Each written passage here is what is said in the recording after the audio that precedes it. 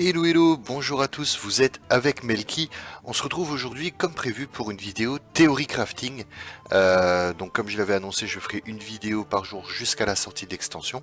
On s'est attaqué au chasseur midrange, au chaman midrange, et aujourd'hui on va s'intéresser à une nouvelle classe, le guerrier. Et j'ai décidé de faire un guerrier Ktun un peu what the fuck, avec plein de combos dedans, qui sera plus orienté midrange.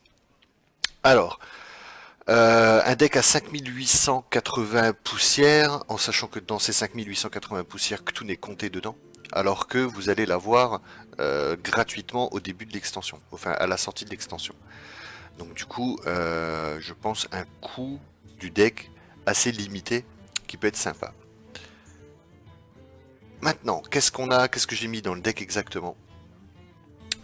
J'ai mis deux exécutions de heures de bouclier pour gérer de grosses menaces.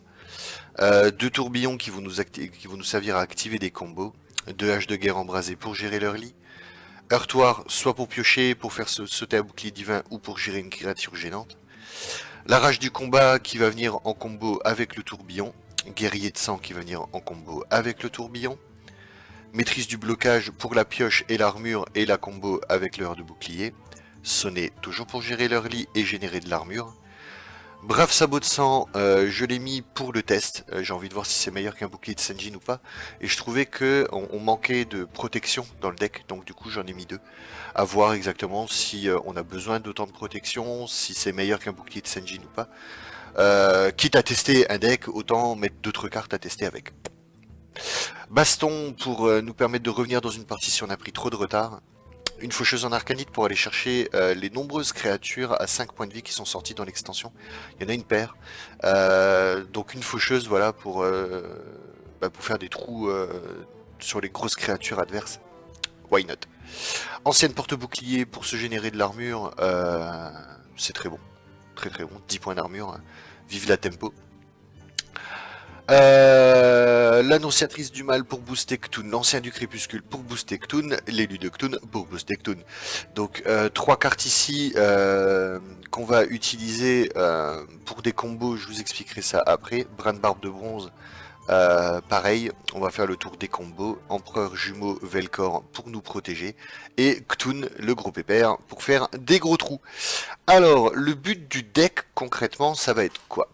Ça va être de blesser nos serviteurs. Enfin, déjà, dans un premier temps, ça va être de poser du monstre. Poser du monstre comme annonciatrice du mal, ancien du crépuscule, c'est des choses qu'on va vouloir avoir en main de départ avec des haches de guerre embrasées et heurtoir et éventuellement sonner pour détendre l'adversaire et lui dire ok, c'est moi qui pose des monstres et c'est moi qui te les gère, c'est pas le contraire. Ensuite, le mid, à partir du tour 4 jusqu'au tour 6, ce qu'on va vouloir faire, c'est avoir des créatures blessées sur le terrain afin d'activer les guerriers de sang. Donc annonciatrice du mal, ancien du crépuscule, élu de Ktun, c'est les cartes qu'on va pouvoir blesser. L'élu de Ktun peut être un petit peu plus compliqué, mais l'ancien du crépuscule et l'annonciatrice du mal, je pense que c'est jouable. Et si les créatures ne sont pas blessées par elles-mêmes par le combat, on va pouvoir faire pour 4 de mana un tourbillon, un guerrier de sang, dupliquer du coup nos annonciatrices du mal, ancien du crépuscule et élu de Ktun pour pouvoir les rejouer derrière et continuer à booster notre Ktun. Ça, c'est l'idée. On va pouvoir également accélérer un petit peu notre deck avec la rage du combat, toujours en combo avec le tourbillon. Comme carte qu'on va aimer dupliquer avec guerrier de sang, je crois qu'on aime bien tout dupliquer en fait. Les braves sabots de sang pour continuer à nous protéger, générer du taunt, du taunt, du taunt, du taunt pour comment dire fatiguer l'adversaire. L'ancienne porte-bouclier, pareil, on a envie de la dupliquer, ça nous redonne de l'armure et le body 6-6 est sympa. Annonciatrice du mal, ancien du crépuscule, élu de Ktun, je vous fais pas de dessin. Bran barbe de bronze, en pouvoir en jouer plusieurs dans la partie, c'est très sympa. Pareil pour celle-ci, continuer à générer du taunt, c'est sympa également. Bran barbe de bronze ici qui va comboter avec beaucoup de cartes de notre deck. Ça va comboter avec l'ancienne porte-bouclier, annonciatrice du mal, élu de Ktun, empereur jumeau Velcor et Ktun. Donc en tout 2, 4, 6, 7 cartes. Si on arrive en plus à dupliquer le Bran, le faire revenir, en avoir peut-être 2 en même temps sur le terrain, ça devient n'importe quoi. Donc l'idée du deck c'est ça, c'est de pouvoir poser des créatures, gérer leur lit, garder nos créatures en vie. À partir du moment où elles sont en vie mais blessées, on les duplique avec guerrier de sang, on continue de spammer le board et on aura une partie où on va essayer de temporiser un maximum la partie pour pouvoir poser ensuite un Ktun qui va être Game Breaker. C'est l'idée du deck. À voir si c'est jouable, si c'est fort, ce sera clairement un deck de sortie. Si ça sort à l'envers, vous avez perdu. Comme de nombreux decks. Une petite étude vite fait au niveau de la courbe de mana, on a un gros tout, tour 5, tour 6. On s'en fout.